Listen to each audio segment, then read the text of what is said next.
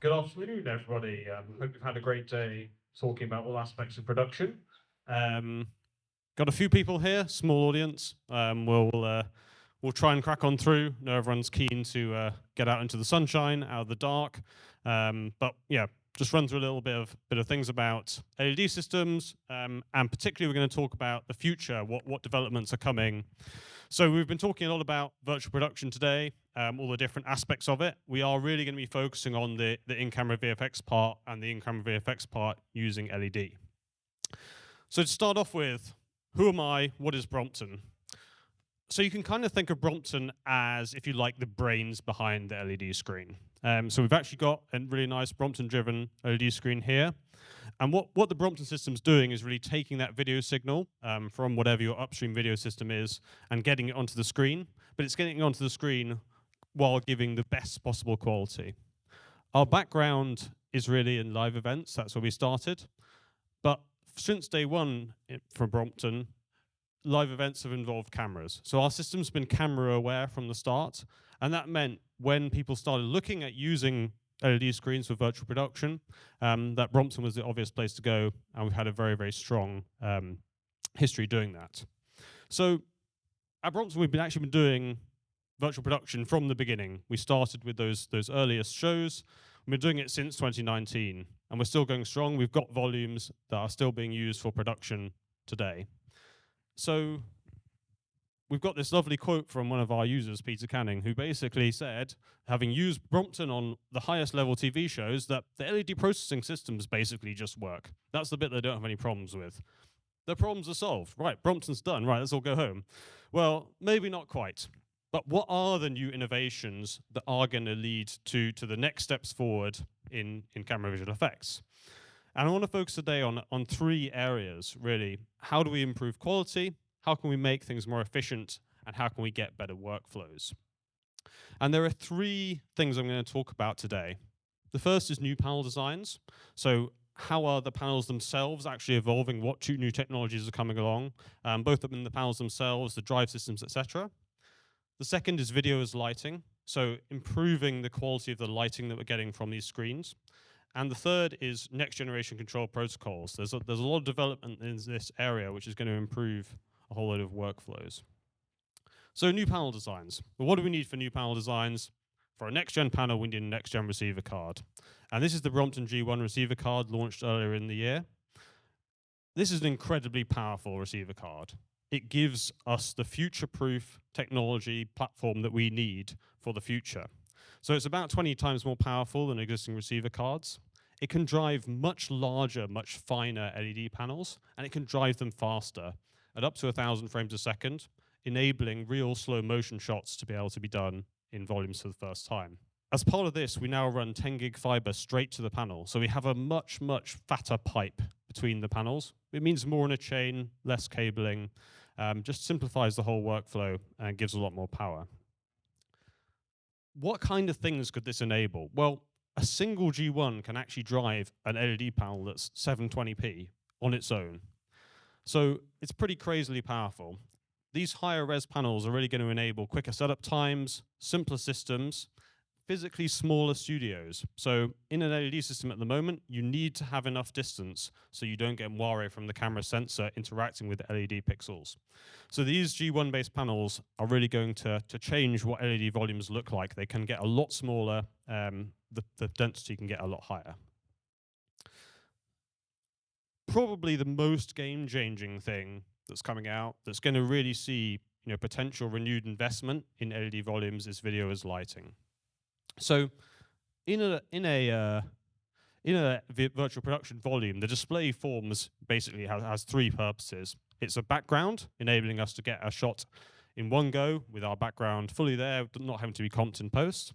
It's a source of reflections, and it's also a source of light, particularly diffuse lighting. But the problem is that LED screens use RGB. So we use RGB in displays because it corresponds to the eye's receptors. Our RG and B drive values can combine to produce any visible color because we see in RGB. But just because we can make the same color doesn't mean we can make the same spectrum.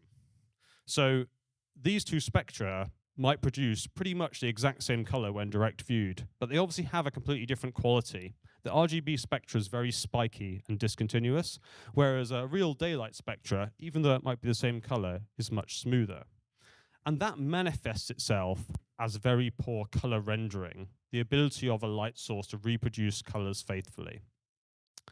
We can do lots of things to try and improve this. We can use LEDs with broader spectral output, but that means we're reducing our color gamut, reducing the saturated colors we can produce.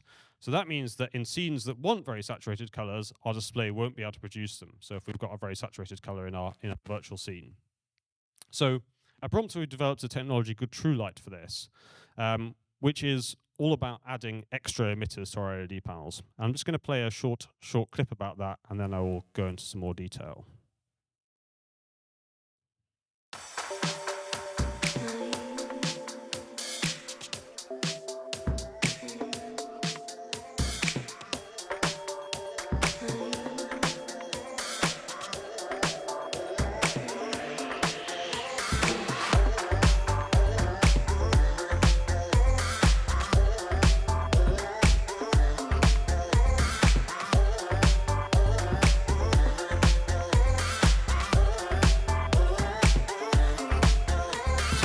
Seen some of those clips, this has a pretty profound effect on the lighting quality that we see. So I'm just going to dive into that in a little bit more detail. And first, I'm just going to show you some images. So this is an image taken under this broad spectrum illumination. These images are not retouched at all, so we're trying to show you exactly what you'd see. So if I was able to demonstrate this to you now this is what you would see if we were, say, illuminating me with this kind of technology. So this is RGB. Nice broadband illumination, nice smooth look, quite natural colors. Now I'm going to flip to what we're actually getting at the moment. So this is what it looks like under RGB. And if I just switch back and forth, you can really see that quite profound color shift. The skin looks really unnatural. Red is massively overhyped. And that's all because of these discontinuities in the spectrum. A slightly more subtle example, but just as profound, is the effect it has on darker skin tones.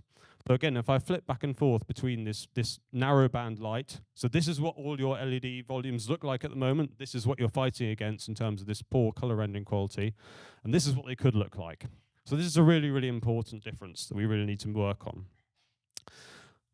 In terms of a slightly more scientific measure, this is what a kind of color checker chart would look like under this illumination. So you can see, particularly our reds are very oversaturated when they're under RGB illumination. They pop completely differently to the other primaries. We also see pretty profound effects in magenta and cyan. And you can also see, it is subtle, but it's there, that our skin tone chips are shifted. Orange is also really blown out. The reds are pushed forward. So it really has quite a profound effect in color rendering. So what are these actual panels? What do they look like? Well, here's an actual real-world example of these LED spectra. And what we've done here is we've added to each pixel, rather than having just red, green, and blue emitters, we've got a fourth emitter, and that's white. And as you can see, this really smooths out that spectrum, and that's contributing to this improved quality that we're seeing. So these are real spectra from a real panel that exists. The first one is made by a company called Rowe. It's the CB5 RGBW, but there'll be lots more panels coming on the market as well. So in order to make this workflow work really well, calibration is really, really important. So the real benefit of this is that you can have your plates or your real-time rendered content, and you can plug that straight into your lighting source, these LED panels, and get good quality light out without having to fight it. So we've seen this in a lot of tests that we've been doing. You know, you can take a very straightforward workflow, and because the lighting quality is immediately correct, you don't have to go through a huge number of iterations trying to get lighting to compensate for the fact that the quality of the light's wrong. Then you might have nice broadband emitters from, say, some ARRI lights, but they're the wrong color. They don't immediately match the scene. So by using this fully calibrated technology, we immediately jump to the correct lighting. Now, Brompton is pretty unique in the LED control space because we developed our own calibration system, the Hydra system. And although that initially shipped to work with RGB panels, it's actually fully extensible to this fourth emitter. Because Brompton's system is also very dynamic, we're able to then offer a full set of controls, which which apparently are not showing up, which gives a lot more flexibility in how the solution is deployed. There's a lot of things you might need to tune in your system, particularly camera, spectral response, etc. So in Brompton, because of dynamic calibration, we're able to give all that flexibility. And finally, because I'm an engineer, I couldn't possibly leave you without some real data from this first panel. So you can see here the measured spectrum of the panel. And then these are some metrics for color rendering. So we've got some CRI measurements and also TM30, a more modern measurement. The fidelity score from TM30, if anyone's familiar with that, goes from 62 to 80 out of 100. So it's a very meaningful improvement in terms of the color rendering. The other aspect for these displays, which is actually very interesting, is that they actually use less power. So it's much more efficient to produce white light using a white emitter than it is using red, green, and blue. So we're seeing about 10 to 20% less power draw producing pale colors with these kinds of technologies. So finally, I want to talk about next-gen control protocols and next-gen video protocols. So this is an area where there's a lot of discussion and development, and if you talk to people in the industry, they're going to tell you that these are great new protocols, you should move to using them. And I'm going to just offer some sort of words of warning really about that. So video over IP is the next big thing in virtual production. It has this amazing potential for workflow development and to offer creative solutions, but it's also going to offer great pain. So we've got a couple of protocols to talk about. SMPTE 2110, the SMPTE standard from broadcast, and IPMX, which has kind of come from the Pro AV industry. And these are two new IP video standards. So replacing our traditional baseband video using HDMI, DisplayPort, or SDI, we're now using networks to do this. But there are lots of interesting problems that aren't really very well solved yet. So how do we interact with cameras? How do we get Genlock? How do we synchronize with cameras? How do we get legacy Genlock out of our systems to synchronize with monitors or other equipment that's on stage?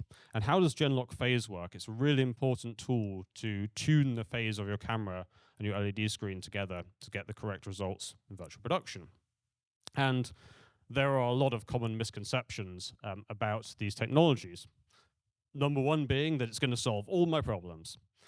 Custom resolutions, which are very commonly employed in these workflows, are now easy, and that it's going to be lower latency. And unfortunately, none of these are really true.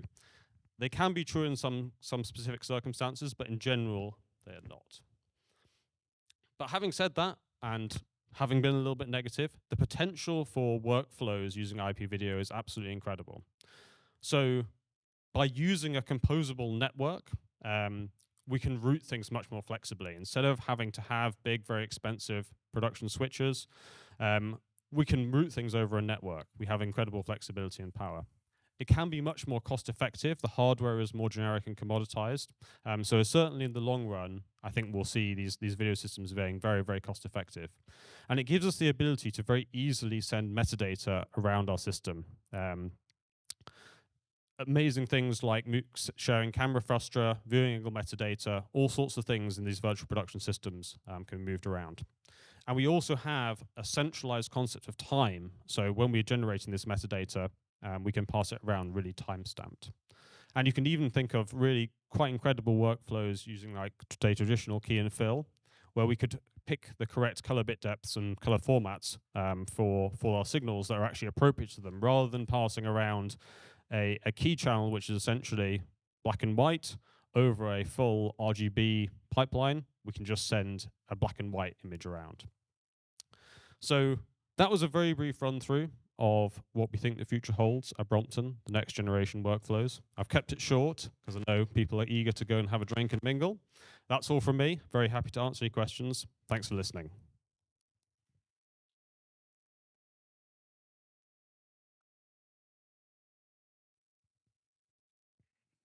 All right, thank you, everybody. We're going to be back in this room again tomorrow, and we're going to, unless you want, did you want to take some questions?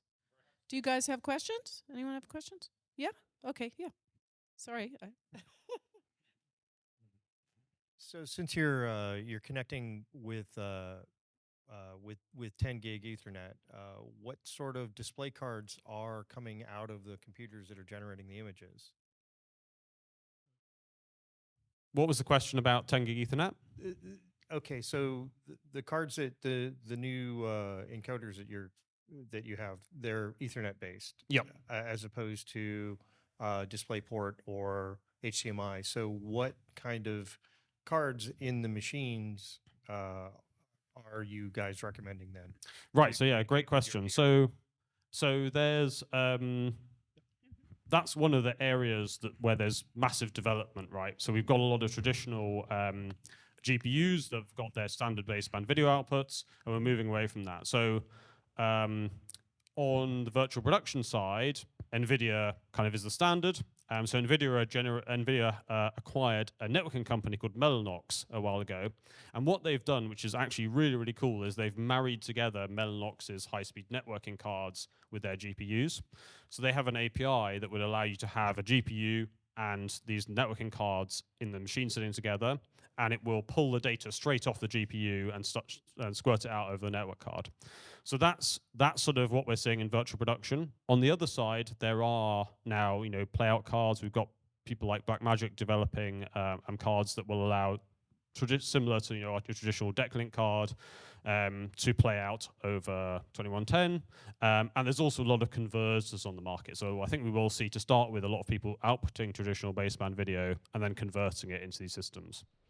Okay. Yeah, I mean, one of the biggest things I noticed over at Paramount Animation, we have Christie projectors, for example. And the projectors can display up to 16 bits of color. Yep.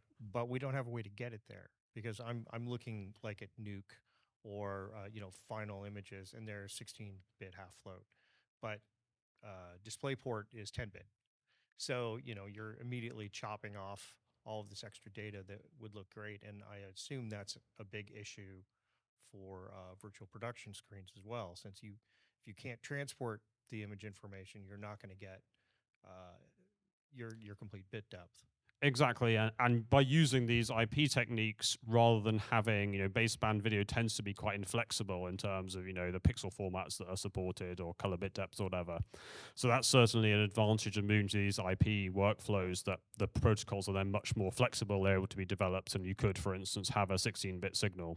That would be amazing. Okay, thanks. Just a quick question about your the spectrum that you showed. So the RGB clearly was very spiky, and the RGBW was much smoother, but it also seemed that it wasn't driving as much red. So is the red LED and also the white just trying to minimize that? Yep. So the way that our system works, and the way that you need to drive these signals in order to respect the video colorimetry, the video signal that's telling you what to output, is that you kind of need to convert the color data back into what the observer is going to see. So you're essentially going from RGB input, and then you're figuring out which XY color that should correspond to, and then we then convert that again into a drive level for RG and B. So you're absolutely right. If I go back to this spectra, so what we see, sorry, if we could switch to my slides, that would be just very briefly. Thank you. So what we see with this particular panel design is that this is the trace that is the white emitter. So this is our fourth emitter. And what this manufacturer has chosen is a very warm white. So there's a lot of red. So the color we're trying to produce here is actually white, relatively close to D65, so 6500 Kelvin. And in order to produce that color using this emitter, we don't actually need any red. We've got plenty of red. What we need to do is add green and blue to balance out that very warm white and get the correct color. So what our system actually does is it does that in real time for every single pixel, and figures out, given the color we're trying to reproduce and some other parameters about how you're asking the system to drive. So in this configuration on the right-hand side, what we've done is we've asked the system to use as much of our fourth emitter as possible to give us the most broadband. We figure out in real time for every pixel how to drive it, how much of the fourth emitter we can add while still producing the exact color that the video signal is telling us. I think we have time for one more question. Over there? Okay.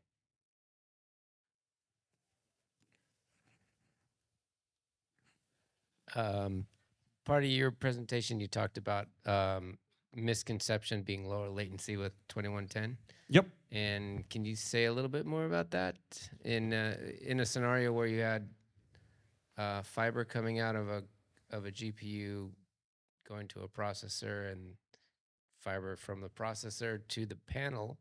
Conceivably, why would your latency not be improved?